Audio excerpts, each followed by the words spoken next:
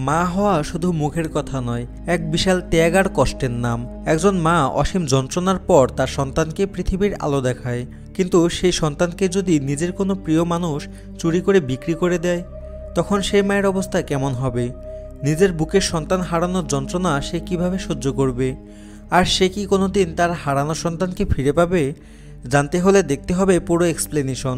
তাহলে আর বেশি কথা না বলে মূল গল্পে যাই। তবে আপনাদের কাছে একটাই অনুরোধ থাকবে, আপনারা যারা এই চ্যানেলে নতুন তারা প্লিজ সাবস্ক্রাইব করে দিবেন। গল্পের শুরুতেই দেখা যায় বোরকা পরা একটি মেয়ে ওষুধ কিনতে একটি দোকানে এসেছে, আর সেখানে থাকা একটি মেয়ে অঙ্কিতা বলে ডাক দেয় তাকে।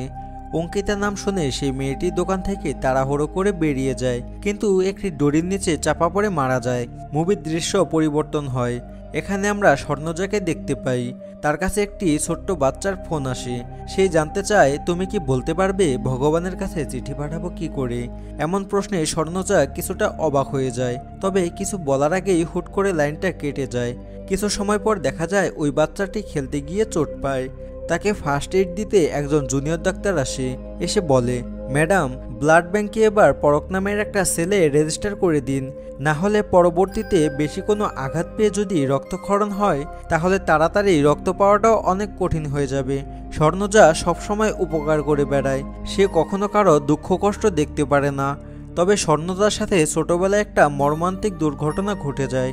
যখন স্বর্ণজা ছোট ছিল তখন তার মায়ের দ্বিতীয়বার গর্ভধারণের সময় একটি সড়ক দুর্ঘটনায় তার বাবা মারা যায়, আর তার সাথে পেটে থাকা বাচ্চাটিও মারা যায়।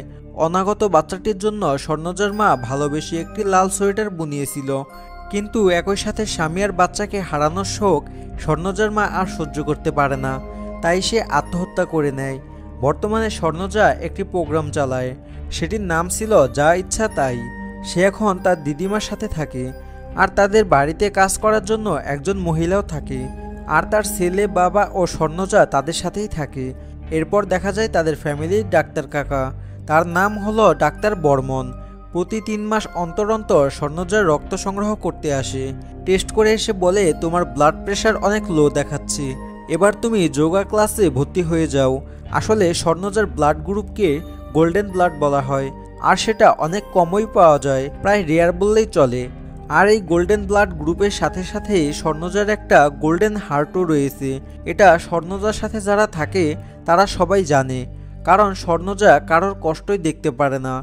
যেমন একটি চায়ের দোকান ঠিকঠাক মতো চলে না, স্বর্ণজা সেটা বুদ্ধি করে বেচাকেনার ব্যবস্থা করে দিয়েছিল। স্বর্ণজা তার সেই ডাক্তার কাকুর মতো একটা যোগা ক্লাসে ভর্তি হয়ে যায়, আর সেখানেই তার সাথে সাম্য নামের একটি ছেলের দেখা হয়। সাম্য আবার কিছুটা হাতের রেখা গণনা করতে পারে, আর আস্তে আস্তে সাম্যর প্রতি সে দুর্বল হয়ে যায়। সাম্য স্বর্ণজার হাত দেখে এমন কিছু বলে দেয় যা স্বর্ণজার জীবনে সত্যি ঘটেছে। স্বর্ণজা মনে মনে সাম্যকে ভালোবাসতে শুরু করে।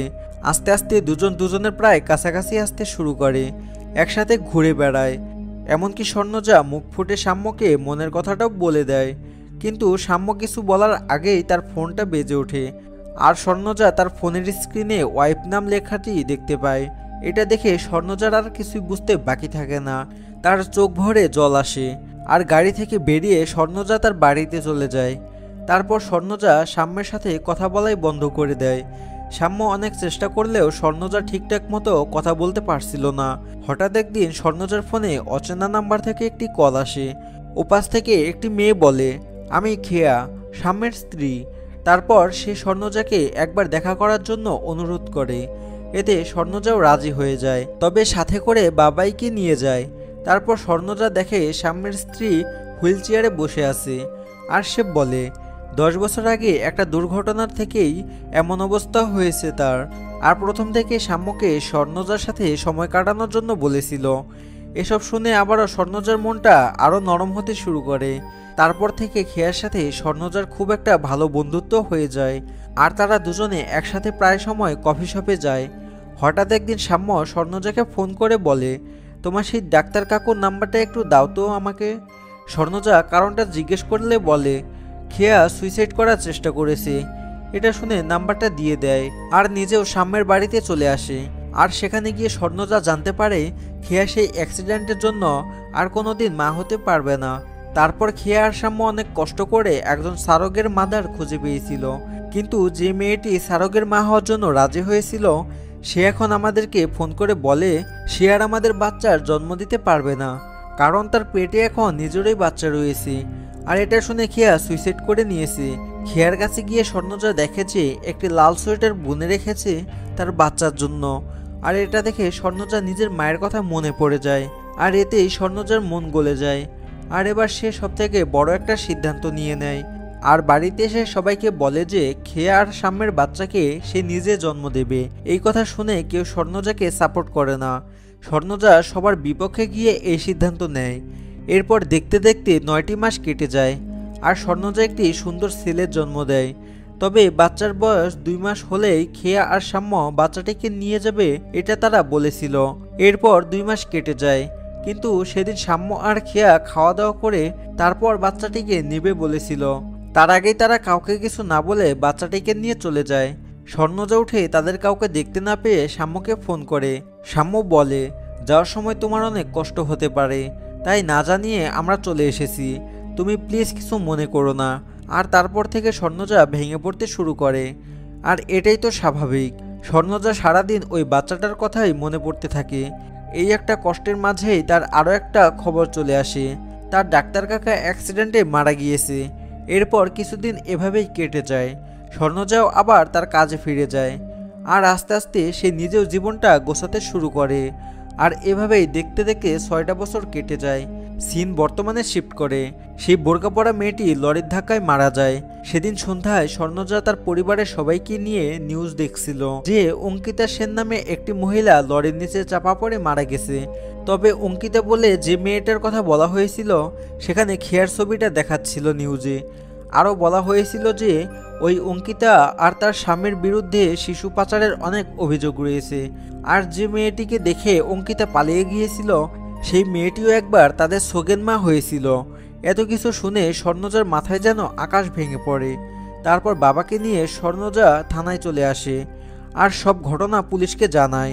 তারপর স্বর্ণজার কথা মতো খেয়া আর সাম্যের ঠিকানায় চলে আসে। সেখানে গিয়ে শোনে তারা ফেক নাম্বার ব্যবহার করত। তাছাড়া হাসপাতালে যত ফাইল ছিল তার সব কিছুই জাল ছিল, আর সেখানেও তাদের ফেক আইডি দেওয়া হয়েছিল। আর সাম্যের কোনো ছবি পুলিশও কোথাও খুঁজে পায়নি। আর তখন ওই বাবাইয়ের কিছু মনে পড়ে যায়, আর সে বলে লাস্টের দিন খাওয়া দাওয়া করার সময় সবাই মিলে একটা সেলফি তুলেছিলাম। তবে সেই ছবিটি ঠিক করে দেখার পর তারা বুঝতে পারে সেখানে সাম্য নিজের মুখটা লুকিয়ে রেখেছিল। এরপর হঠাৎ স্বর্ণজার মনে পড়ে যায় খেয়া অনেক ভালো ফেসিয়াল করত, আর সে স্বর্ণজাকে একটা কিট উপহার দিয়েছিল। স্বর্ণজা সেটা ব্যবহার করেনি, ওটা এনে পুলিশকে দেয়। তবে তাতে কিছু সাহায্য হয় তাদের। এরপর একদিন রাতের বেলা সবাই ঘুমিয়ে আসে, তখন মাস্ক পরা কেউ স্বর্ণজার বাড়িতে ঢুকে পড়ে আর তার রুমে চলে আসে। এরপর তার উপরে কিছু একটা দিয়ে আঘাত করতে চায়, কিন্তু বাবাইয়ের ঘুম ভেঙে যাওয়ায় সেই লোকটাকে দেখে ফেলে আর পেছন থেকে এসে লোকটাকে থামানোর চেষ্টা করে। তখন লোকটি বাবাইয়ের ঘাড়ের পাশে ইঞ্জেকশন পুশ করে দেয়।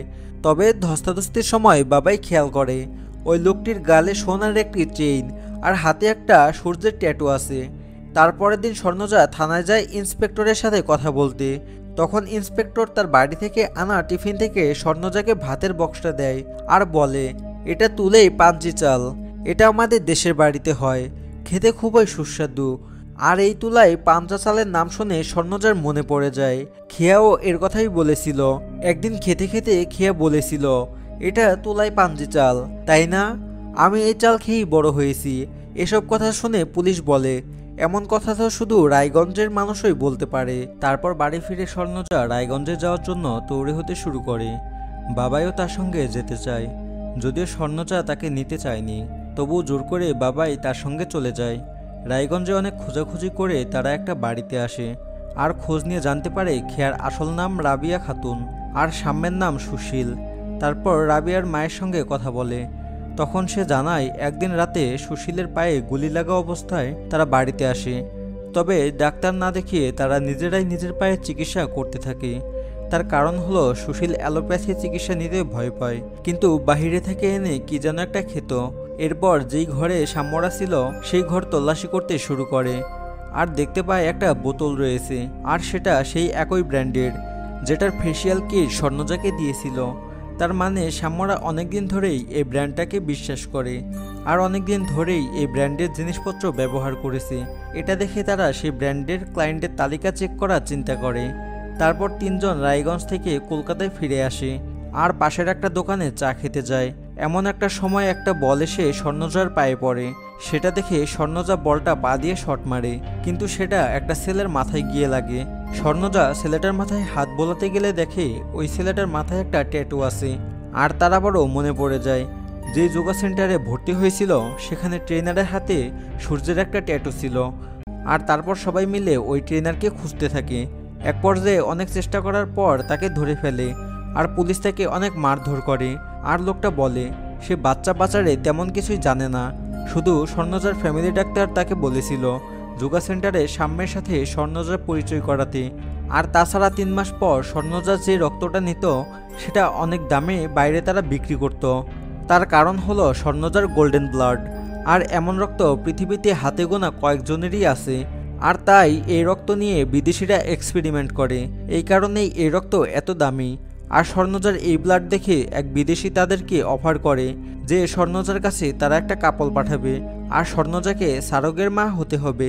এসব কথায় যদিও ডাক্তার বর্মন প্রথমে রাজি হয়নি, কিন্তু তখনই সেই এজেন্ট তাদেরকে ভয় দেখায় যে তাদের এই রক্ত বিক্রি করার কথা সবাইকে বলে দেবে আর তার প্রাণনাশের হুমকি দেয়।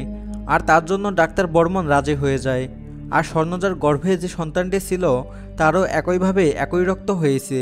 আর এই বাচ্চাটা কেনার জন্য অনেক বড় বড় কোম্পানি থেকে বিশাল বিশাল অফার এসেছিল, কিন্তু সাম্য বাচ্চাটিকে খুঁজে পায়নি। আর বাচ্চাটিকে খুঁজে পাওয়া যায়নি বলেই সেই এজেন্টের লোকেরা সাম্যের পায়ে গুলি করেছিল। আর ওই বাচ্চাটিকে যদি না খুঁজে পায় তাহলে সাম্যকে তারা মেরে ফেলবে। ট্রেনার আরও বলে সেই সাম্যের কথাতেই স্বর্ণজার বাড়িতে গিয়ে তারা তাকে অ্যাটাক করেছিল। এসব ঘটনা শুনে স্বর্ণজা কেমন যেন সবকিছু গুলিয়ে ফেলে আর সে ছুটে ওয়াশরুমে চলে যায় এবং কান্না করতে শুরু করে। অন্যদিকে দেখা যায় সাম্য একজন মহিলাকে তার স্ত্রী সাজিয়ে ওই পরক নামের ছেলেটিকে অ্যাডাপ্ট করে সেখান থেকে নিয়ে যাচ্ছে। এদিকে স্বর্ণজা বলে আমার আর আমার ছেলের ব্লাড অনেক রেয়ার, তাই তো তার রক্ত ব্লাড রেজিস্টার করা থাকবেই। আর এই কথা অনুযায়ী পুলিশ খোঁজ নেয় আর তারা জানতে পারে এরকমের ব্লাডের একটি ছেলে অনাথ আশ্রমে আছে, বয়স 5 থেকে 6 হবে আর তার নাম হলো পরক। এটা শুনে তারা সেখানে ছুটে চলে যায়। তবুও গিয়ে শুনে একজন কাপল এসে পরককে অ্যাডাপ্ট করে নিয়ে গেছে, তবে তারা কোনো ডিটেলস দেখাতে রাজি ছিল না। তবে স্বর্ণজাদাকে শুধুমাত্র জিজ্ঞাসা করে সেই লোকটার পায়ে কি কোনো অসুবিধা ছিল, যা শুনে সেই অনাথ আশ্রমের ইনচার্জ বলে হ্যাঁ, লোকটা তো হুইল চেয়ারে বসে এসেছিল, তার মানে তো আপনারা ওকে চেনেন, তাহলে নিজেরাই তার সঙ্গে যোগাযোগ করে নিন। কথাবার্তার মধ্যে ইন্সপেক্টরকে ফোনে জানায় সেই আয়ুর্বেদিক ওষুধের 8টা পার্সেল আসতো কলকাতায়, তবে তার মধ্যে 6টা একটা মুদি দোকানে দিয়ে আসতো। এটা শুনে সে অর্ডার দেয় তাড়াতাড়ি যেন পুলিশ সেই দোকানে চলে যায়। পুলিশ ওই দোকানে গিয়ে জিজ্ঞাসাবাদ করতে শুরু করে আর ঠিক তখনই সেই মহিলাটি সেই দোকানের দিকে আসছিল যে কিনা স্বামীর স্ত্রী সেজে পরককে অ্যাডাপ্ট করে নিয়ে এসেছে। পুলিশ দেখে সে পালানোর চেষ্টা করে, কিন্তু পুলিশ তাকে ধরে ফেলে। এপাশে সাম্য পরককে ওই এজেন্টের কাছে নিয়ে আসে। তারা পরককে একটা নির্জন জায়গায় নিয়ে আসে আর কিছুক্ষণের মধ্যেই সেখানে পুলিশ এসে পড়ে। স্বর্ণজা ও বাবাই সেখানে চলে আসে। এদের দেখতে পেয়ে সাম্য পরককে নিয়ে পালানোর জন্য রেডি হয়ে যায়। বাবাই এসব নিচ থেকে লক্ষ্য করে আর সে উপরে দৌড়ে চলে যায়। এদিকে পুলিশ বিদেশি এজেন্টকে অ্যারেস্ট করে ফেলে। অন্যদিকে পরককে সাম্যের কাছ থেকে নিয়ে বাবাই আর পরক উপর থেকে নিচে পড়ে যায়। স্বর্ণজা ছুটে গিয়ে দেখে বাবাই সেখানে মারা গেছে। তখন তাড়াহুড়ো করে তারা পরককে হাসপাতালে নিয়ে যায়। সাম্যকে সামনে দেখে স্বর্ণজা পাগলের মতো আচরণ করতে শুরু করে, অনেকগুলো চড় থাপ্পড় মারে, এমনকি পাশে থাকা ইট উঠিয়ে তাকে মারবে, কিন্তু ইন্সপেক্টর তাকে থামায়। পরককে সবাই মিলে হাসপাতালে নিয়ে যায় আর স্বর্ণজা পরককে রক্ত দেয়। তারপর বাবাই শেষকৃত করে। এরপর দেখা যায় 2 মাস পরের ঘটনা। স্বর্ণজা সেই অনাথ আশ্রম থেকে অফিসিয়ালি পরককে দত্তক নিয়ে নেয় আর স্বর্ণজাকে আশ্রমের ইনচার্জ একটা লাল সোয়েটার দেয় আর বলে পরককে একজন ডাক্তার আমার কাছে রেখে গিয়েছিল, আর তখন এই লাল সোয়েটার পরক পরা ছিল আর আমি সেই সোয়েটারটা যত্ন করে রেখে দিয়েছিলাম। সেদিন ওই ডাক্তার আমায় বলেছিল বাচ্চাটার অনেক বিপদ, আপনি একদিনের জন্য একটু রাখুন, আমি পরের দিন এসে নিয়ে যাব। আর বাচ্চাটার ব্লাড গ্রুপ অনেক দুর্লভ, আর এই কথাটা আপনি কাউকেই বলবেন না। এই কথা বলে সে সেখান থেকে চলে গিয়েছিল, কিন্তু সে আর কখনোই নিতে আসেনি। তার মানে সেই রাতে ডাক্তার বর্মনই অনাথ আশ্রমে পরককে রেখে গিয়েছিল। তবে সেদিন ডাক্তার বর্মনকে খুন করে অ্যাক্সিডেন্টে নাম দিয়ে দেওয়া হয়েছিল। তার মানে পরককে বাঁচাতে ডাক্তার তাকে লুকিয়ে একটি অনাথ আশ্রমে রেখে গিয়েছিল। এরপর অনাথ আশ্রম থেকে স্বর্ণজা পরককে নিয়ে যায়, আর এখানেই এই অসাধারণ মুভিটা শেষ হয়ে যায়। তো বন্ধুরা, এই মুভিটা আপনার কাছে কেমন লাগলো তা অবশ্যই কমেন্টে জানাবেন। আর ভিডিওতে লাইক না করে থাকলে প্লিজ লাইক করে দিবেন, আর আমাদের চ্যানেলে নতুন হয়ে থাকলে প্লিজ সাবস্ক্রাইব করে দিবেন। তো দেখা হবে অন্য কোনো মুভি এক্সপ্লেনেশনে। ততক্ষণ পর্যন্ত ভালো থাকুন।